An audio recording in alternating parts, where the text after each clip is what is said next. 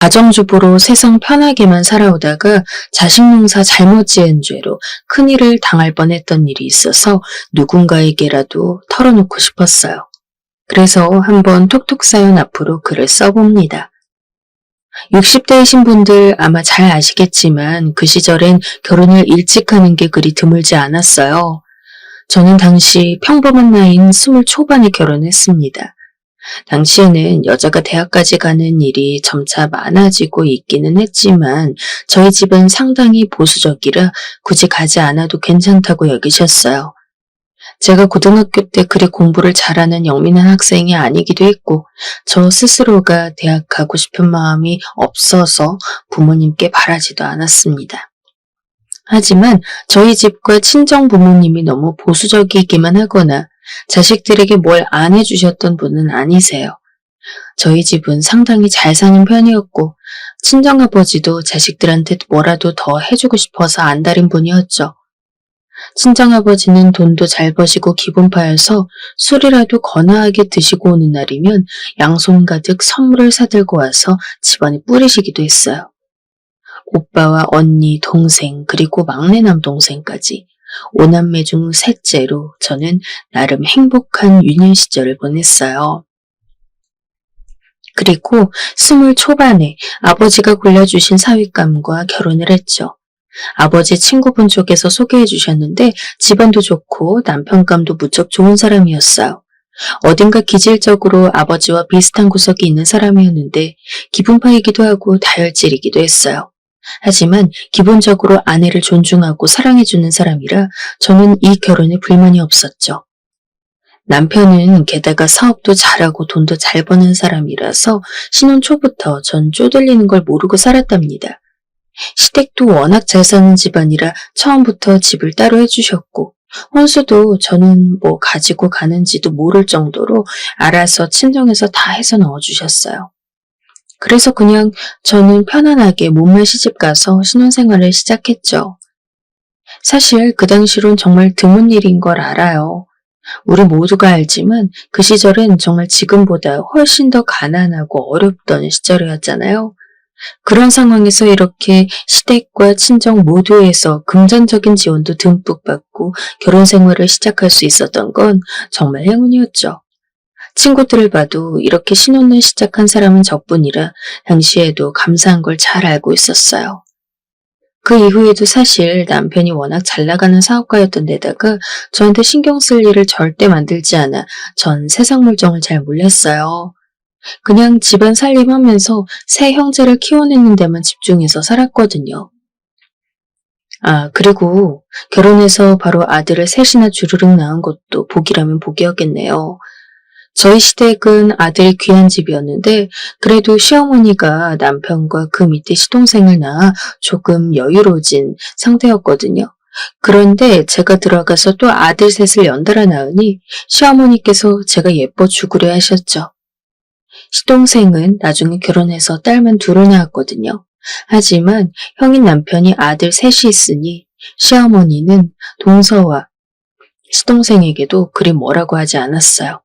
덕분에 집안의 평화가 유지되었다고 볼 수 있겠죠.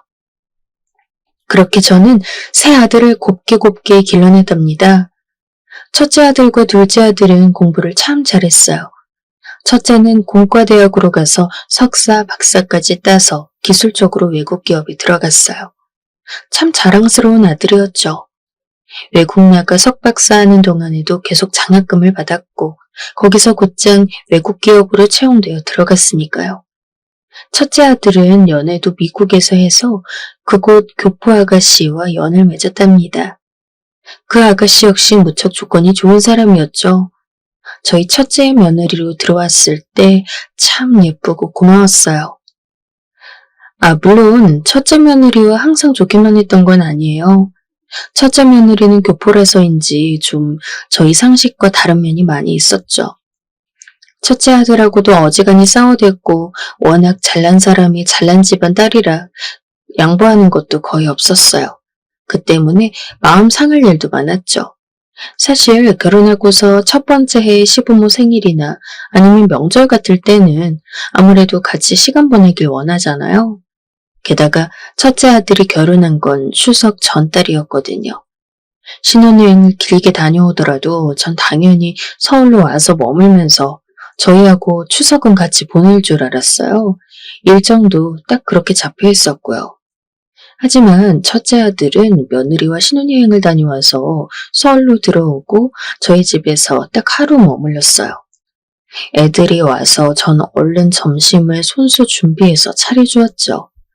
첫째 며느리는 교포 특유의 발랄함이 있어서 전 그 애가 맛있게 밥도 먹고 저하고 같이 소소하게 대화를 했으면 좋겠다고 생각했어요.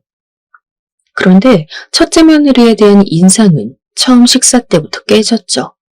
며느리는 제가 음식 준비를 하는 동안 당연하다는 듯이 거실에 앉아 아들과 텔레비전을 보았어요. 뭐 신혼여행 길게 다녀와서 피곤할 수 있으니 그 정도야 이해할 수 있었죠. 게다가 저희 집 부엌에서 움직이는 것도 저 혼자 하는 게 좀 더 편했으니까요. 하지만 저와 저희 남편 그리고 아들 내외가 같이 앉아서 먹는 식탁 앞에서 며느리는 이해할 수 없이 투덜댔어요. 어머님, 이거 너무 짜요. 한식은 항상 좀 나트륨이 많은 것 같아요. 어머, 그러니? 내가 오랜만에 음식을 해서 그런가 왜 그렇게 짜지? 아, 그러게요.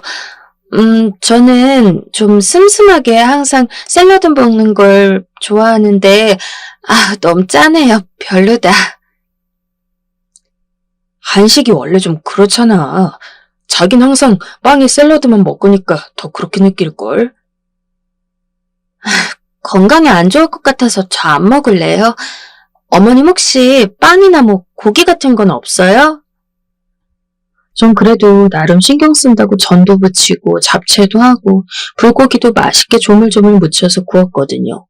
그런데 첫째 며느리는 전혀 신경 쓰지 않고 맛도 없다면서 투덜대더니 일어나서 자기 짐을 뒤졌어요. 신혼여행 간 외국에서 사왔다면서 쿠키를 꺼내어 그걸 주워 먹고 있더군요.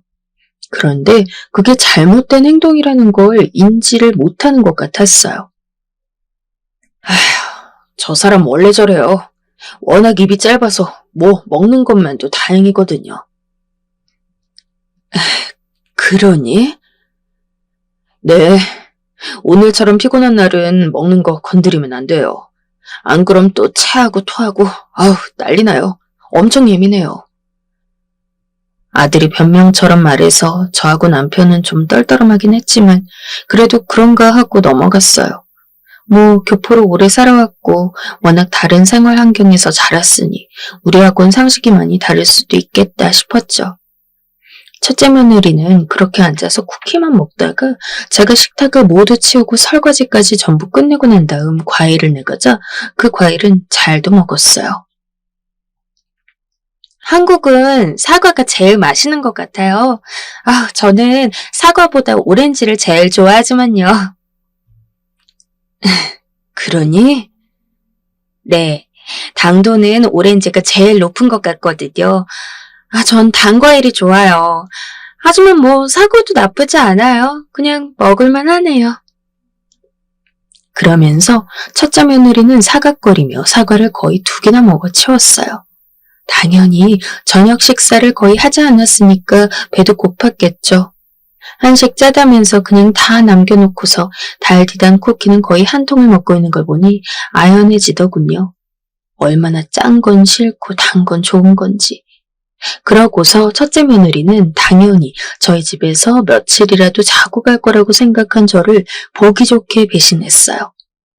첫째 아들과 며느리는 저녁 시간이 딱 지나고 나니까 이제 가보겠다며 일어나더군요. 추석 연휴가 바로 다음 날이었는데 말이죠. 아니, 너희들 자고 가지 않고?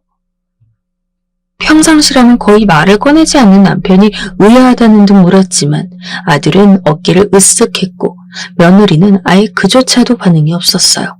시아버지가 묻는데 저럴 수가 있나 싶을 정도였죠. 저희 그냥 집 가서 자려고요. 왜? 추석인데 그냥 여기서 자지. 아니요, 불편해서 싫어요. 며느리가 대놓고 그랬어요.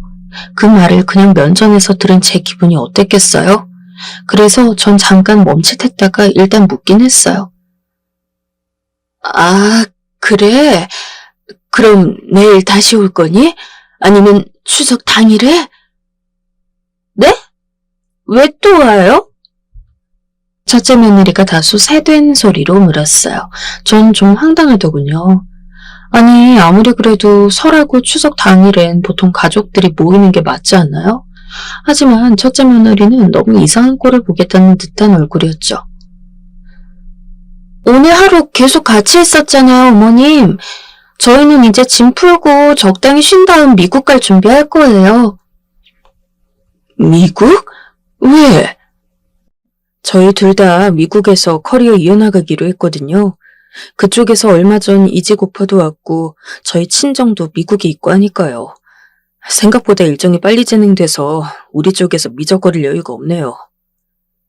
아들이 대신 말했어요. 사실 아들이나 며느리나 둘 다 상당히 잘 나가는 직장인이었으니 당연했죠. 하지만 너희 이제 다니던 기업에서 한국 기업으로 옮겨서 한국에 아예 들어온다고 하지 않았니?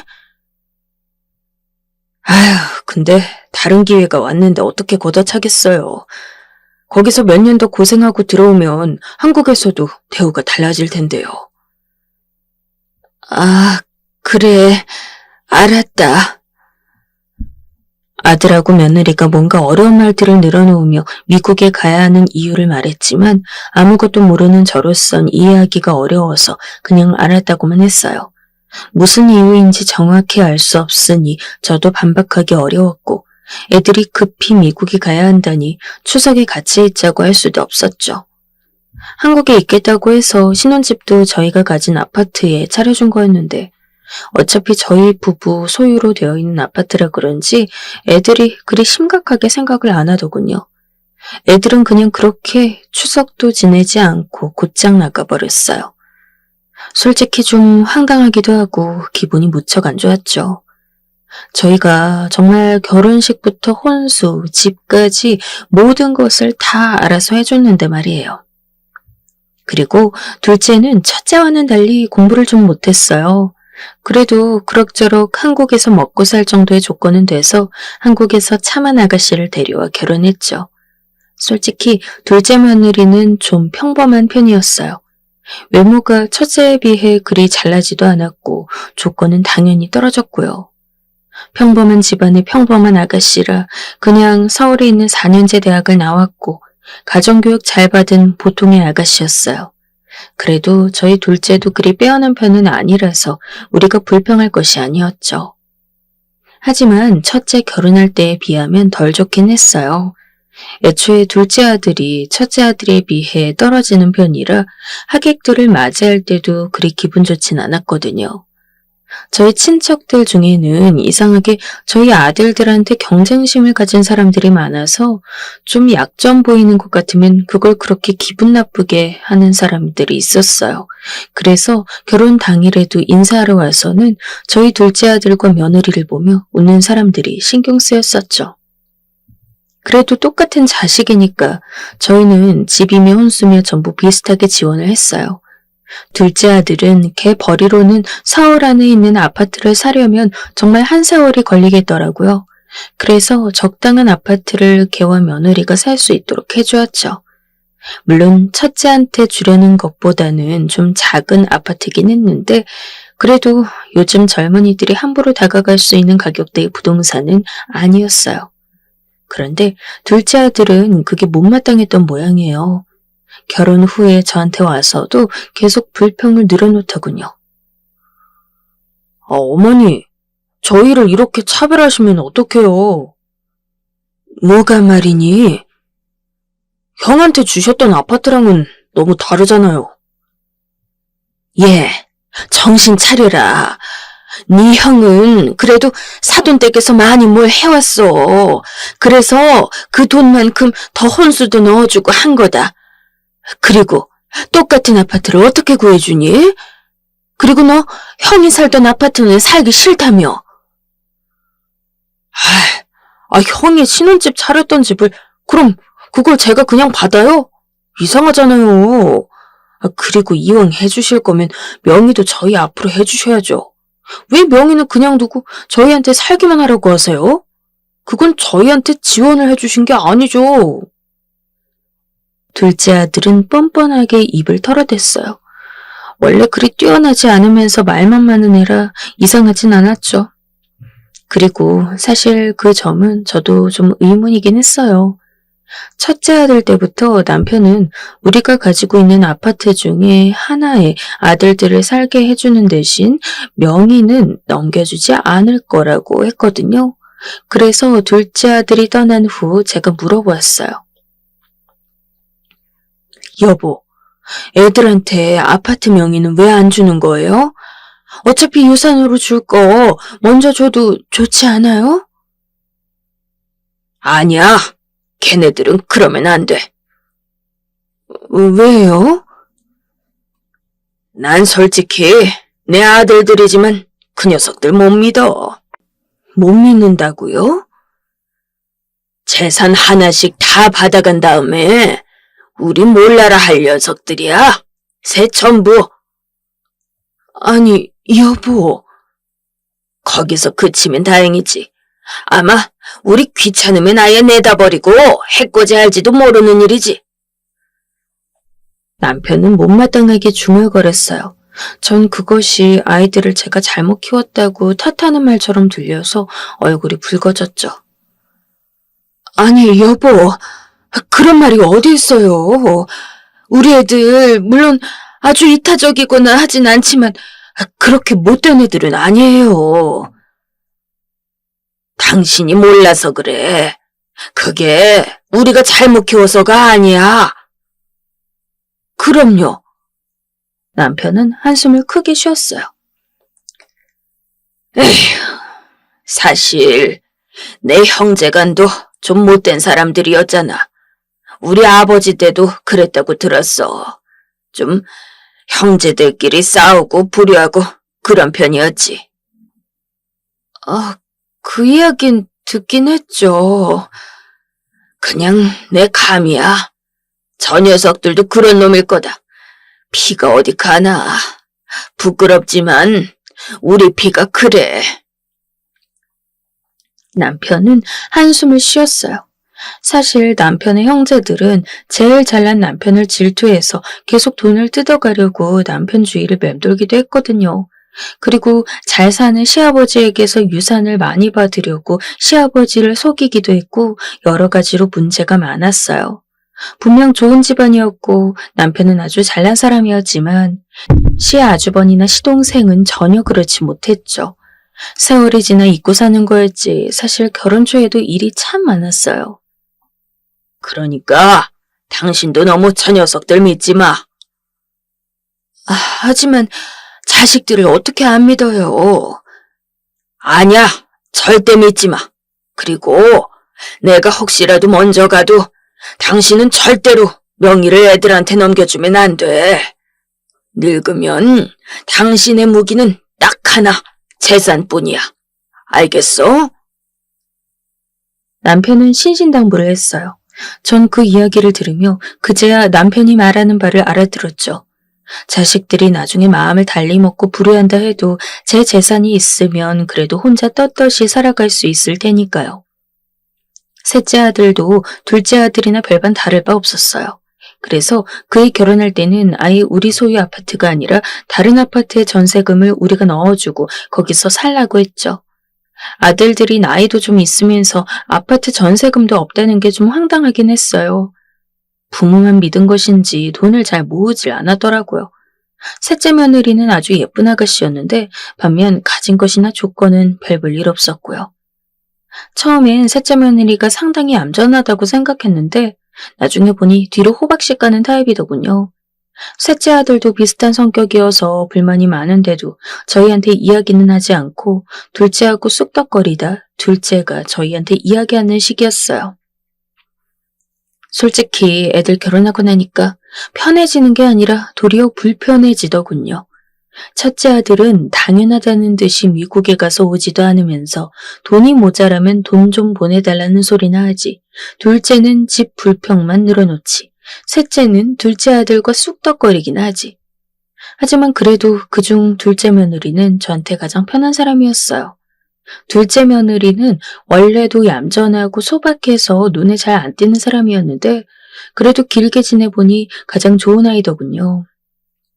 둘째 며느리인 자기 남편이 뭐라고 한다 한들 거기 흔들리지도 않았고 도리어 둘째 아들이 저한테 뭐라고 하면 다시 쏘아붙여주기도 했어요. 둘째 아들은 거기에 기가 죽어 머쓱하게 제 눈치를 보곤 했죠. 사실 둘째 아들이 말을 좀 막 하는 타입이었는데 둘째 며느리가 얌전하면서도 남편을 휘어잡는 게 신기했어요. 하지만 그 덕분에 세월이 지나가면서 둘째네하고는 사이가 상당히 좋아졌죠. 당연했어요. 며느리가 저한테 워낙 얌전하게 잘하고 그 덕에 둘째 아들도 저한테 함부로 말도 못하고 입을 다물게 되었으니까요. 둘째 며느리는 평상시 저한테 뭘 달라는 것도 없이 그냥 수더분하게 저희 집에 와서 이것저것 이야기도 나누고 맛있는 것도 먹다가 돌아가는 일이 많았어요. 아이들이 모두 결혼하고서도 세월이 많이 흘렀을 때 남편이 기어코 큰 병에 걸렸어요. 간암이었는데 의사는 6개월을 선고하더군요. 하늘도 무심하시지. 아직 남편이 죽을 나이는 아니었는데 그냥 그렇게 되더군요. 남편을 살리기 위해 정말 백방으로 안 써본 수가 없었지만 결국 남편의 병세가 악화만 되었어요. 하지만 남편이 죽기 전까지 저한테 재산 명의를 전부 돌리는 작업을 했어요. 내 말 명심해. 내가 누누이 말했듯이 자식들 믿으면 안 되는 거야. 알겠어요, 알겠어. 그냥 편히 좀 쉬기나 해요. 아니, 내가 저 세상 가서도 자식놈들이 못된 짓 하는 거 보면 절대 편히 눈 못 감어. 남편은 뻔하다는 듯 고개를 흔들었어요.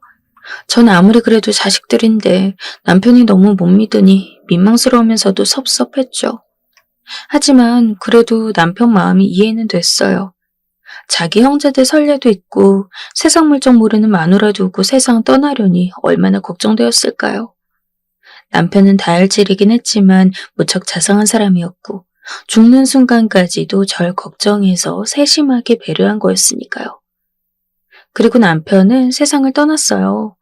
저는 남편의 죽음이 믿기지 않아 장례식장에서 내내 멍했죠. 평생을 한결같이 함께 살아온 사람이 죽었으니 당연한 일이었어요. 미국에서 첫째 아들 내외도 귀국해서 장례식장에 왔고 둘째와 셋째도 장례식장에서 자리를 지켰어요. 남편이 죽고서 장례를 치르기까지 대체 어떻게 시간이 흘렀는지 알 수가 없었어요. 전 멍하니 앉아 그냥 식이 진행되는 것만 보고 있었죠. 그런데 며칠 뒤 아들들이 저한테 찾아왔어요. 어머니, 저희랑 이야기 좀 해요. 뭔데 그러니? 전 여전히 멍한 상태였지만 아들들은 심각한 얼굴이었죠. 그 애들은 저를 가운데 두고 앉아서 이야기했어요. 아버지 유산 정리하려고 봤더니 남은 게 없더라고요. 전부 어머니 앞으로 다 돌려놓으신 거예요? 그러셨단다. 아버지가 그냥 나한테 갖고 있으라고 넘겨주고 가셨어. 저는 그냥 아무것도 생각하기 싫어서 순순히 말했어요. 아들들은 그 말을 듣더니 얼굴 표정이 일그러지더군요. 전 그 표정들을 보면서 뭔가 잘못된 거 아닌가 하는 생각을 했어요. 순간 남편이 하던 말이 스치더군요. 절대 자식들 믿지 말고 재산 꽉 쥐고 있으라던 그 말이요. 첫째 아들 얼굴이 특히 어두웠어요. 그 애는 한숨을 푹 내쉬었죠. 저 사실 돈 필요해요. 솔직히 말할게요, 어머니. 그래? 네. 저희 지금 미국에서 사업을 좀 할 건데 자금이 필요해요. 그래서 아버지 유산을 물려받으면 딱 맞을 거라고 생각했는데 지금 보니까 아예 아무것도 없네요. 그렇구나. 안 됐다. 저는 좀 거리감 느껴지게 대답했어요. 그 대답에 아들은 인상을 썼죠. 아마 제가 당연히 돈을 주마 할 거라고 생각했던 모양이에요. 어머니, 저희도 돈 필요해요. 이제 저희도 부모님한테서 독립해서 저희 집 자가로 좀 가지고 살아야죠. 이번엔 저희가 물려받을 줄 알았단 말이에요. 셋째가 투덜거렸어요. 원래 말이 없던 그의 성격을 생각하면 최대치의 불만을 표현한 거였어요. 전 어이가 없어 아들들을 둘러보다 일어섰어요. 속으로 남편의 성견지명이 정말 옳았구나 싶은 생각도 들었고요. 그래서 지금 나한테 돈을 달라는 거니? 네, 어머니. 그냥 아버지가 어머니 앞으로 돌려놓으신 재산들 명의만이라도요. 그거면 충분해요. 첫째 아들이 더 뻔뻔하게 말했어요. 둘째는 의외로 가운데 끼어서 형과 동생의 눈치를 보고 있더군요. 아무래도 저도 욕심나는데 끼어들기가 애매한 모양이었죠. 우스운 일이구나. 난 너희한테 재산 명의 돌려줄 생각 없다. 아직은. 아직은요? 그럼 언제쯤 되어야 주실 건데요? 내가 죽거든 가져가렴. 그 말에 아들들 눈빛이 어두워졌어요. 저는 설마 그래도 제가 어미인데 뭔 짓이야 할까 싶어서 당당하게 말했죠. 너희 아버지가 그랬다. 자식들 믿지 말라고. 난 이 재산 꽉 쥐고 있다가 말 잘 듣는 자식한테 물려주고 죽을 거란다. 어머니! 다들 나가라. 이 집은 내 집이니 다들 썩 나가! 둘째 아들이 주춤거리며 일어났지만 첫째 아들은 일어나면서 얼굴이 험상궂어졌어요. 첫째는 음침한 얼굴로 절 보더군요. 저도 이렇게 하고 싶지는 않은데요, 어머니. 하지만 제가 진짜 사업 자금이 절실하게 필요해서요. 뭐? 어머니, 잘 생각해 보세요. 저희가 여기서 지킬 건데요. 밖으로 그럼 못하실 거예요. 저희한테 재산 물려주시기 전까지는요. 뭐라고? 이게 무슨 소리니? 너희 지금 나를 감금하겠다 이거야? 네, 그거예요. 정말 청천벽력이었죠. 멀쩡한 아들 셋이 아버지 돌아가신 뒤에 늙은 어미를 감금하다니 정말 상상도 못했던 일이었어요. 첫째 아들은 저를 안방으로 밀어넣었어요. 아예 집안도 아니고 안방에서 나오지 말라는 이야기였죠. 저는 그대로 방 안으로 밀려 들어갔고 아들들이 바깥에서 번갈아 가면서 지킨다고 했어요. 문을 열려고 해도 밖에서 꽉 잡았고 그게 아니더라도 아들 중 하나가 버티고 서서 감시의 눈길을 보냈죠. 간혹 며느리들이 있기도 했어요. 며느리들은 여자라도 어차피 저는 너무 늙고 노쇠했기에 빠져나가지 못하는 건 똑같았어요. 전 정말이지 지금의 상황이 믿기지 않더군요. 아무리 재산이 탐나도 그렇지 사회적으로 멀쩡하게 살고 있는 아들들이 합세해서 늙은 어미를 집안에 감금하다뇨. 뭐 인감도장 훔치고 신분증 훔쳐서 재산 가로채는 자식들 이야기를 TV에선 봤지만 다 남의 이야기라고 생각했는데 말이에요. 그보다 더한 막장 상황이 지금 나한테 벌어지고 있는 거였어요. 저는 어떻게 빠져나갈 방법도 없어서 며칠간 멍하니 있었어요. 아들들은 번갈아 가면서 들어와서 절 설득하면서 재산 절반 정도만 명의 넘겨주면 나갈 수 있게 해주겠다고 말했죠. 하지만 상황이 이렇게 되니 더욱이나 애들에게 재산을 넘겨주면 안 되겠다는 마음만 확고해져 갔어요. 당연하잖아요. 제 손에 그마저도 없다면 대체 절 무슨 취급을 할까요? 그래서 저는 재산 명의 넘겨준다는 말을 하지 않은 채로 버텼어요. 아들들은 저를 정말 끔찍하게 고집센 늙은이 취급을 하더군요. 그렇게 취급받더라도 전 나중을 생각해서 버텨냈어요. 그렇게 며칠을 버티는데 정말 정신적으로 탈진하겠더군요.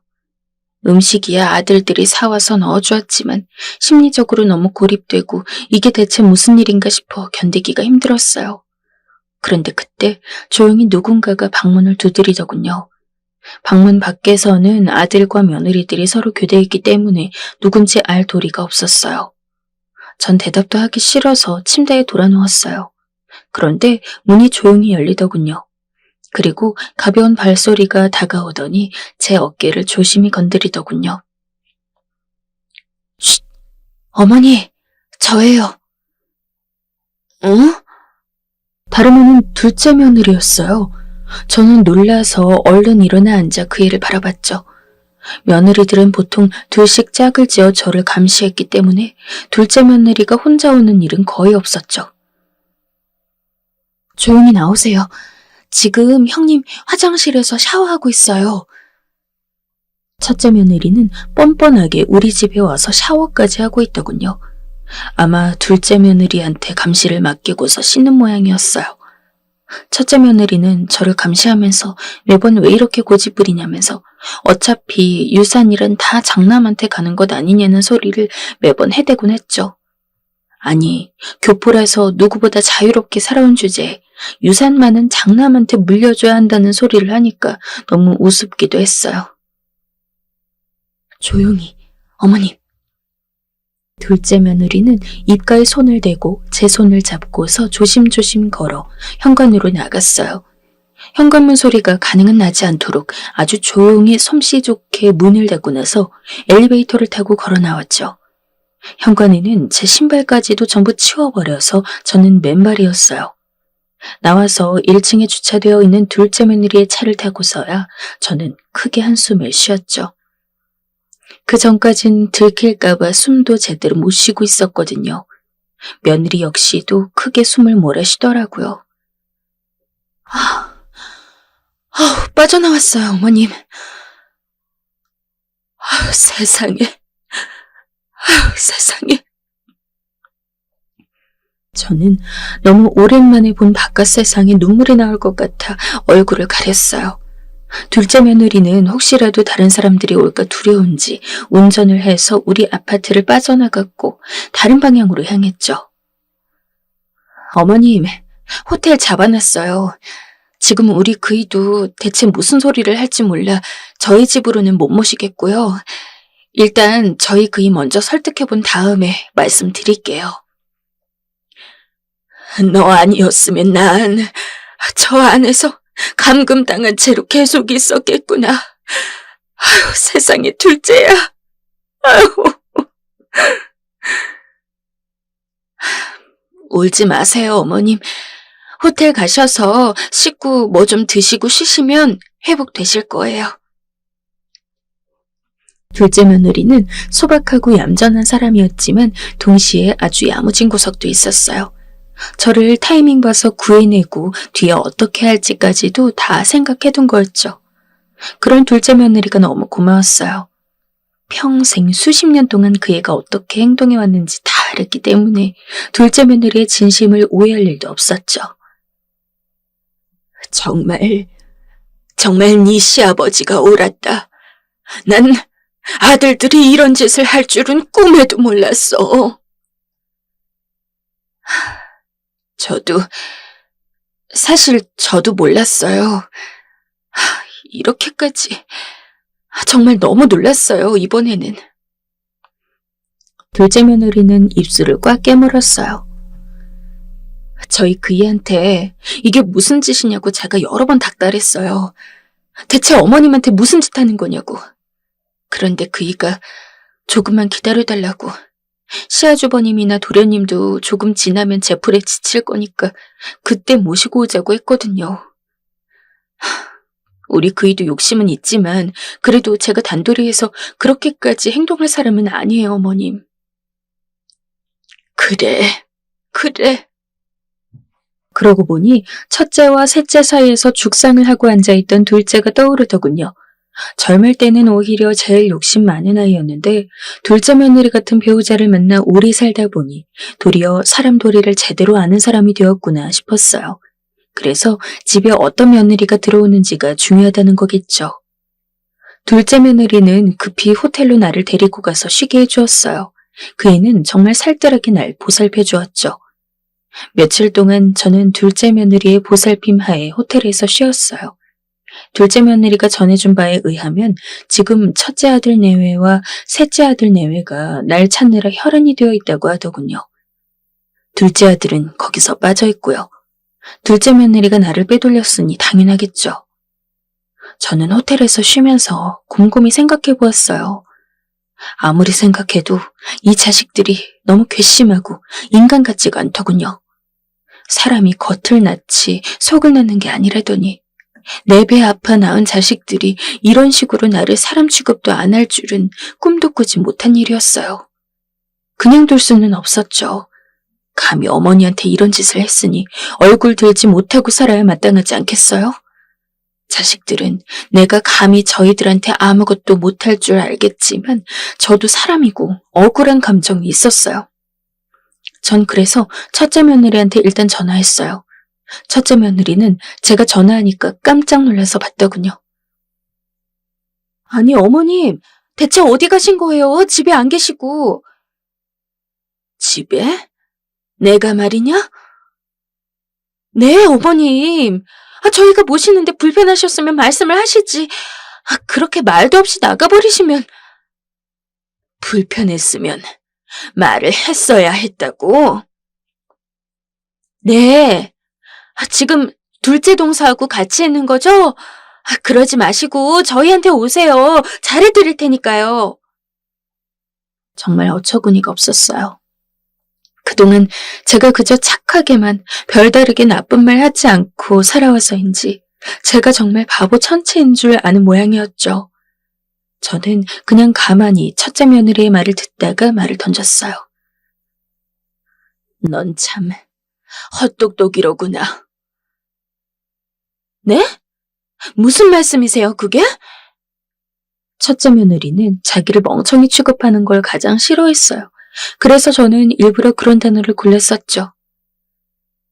나 같으면 너처럼 안 산다. 그저 돈만 따라다니면서 우리 아들하고 결혼하더니.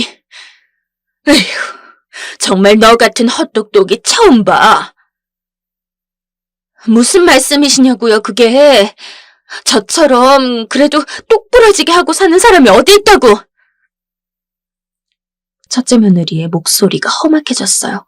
그래서 저는 우습다는 듯이 코웃음을 쳤어요. 네 남편이 지금 너하고만 사는 줄 아니? 너 걔 옆에 얼마나 젊은 여자애들이 많은지 알긴 해? 뭐라고요? 내가 내 아들이라 그동안 말을 안 했을 뿐이지. 너 걔 카톡하고 문자 뒤져봐라.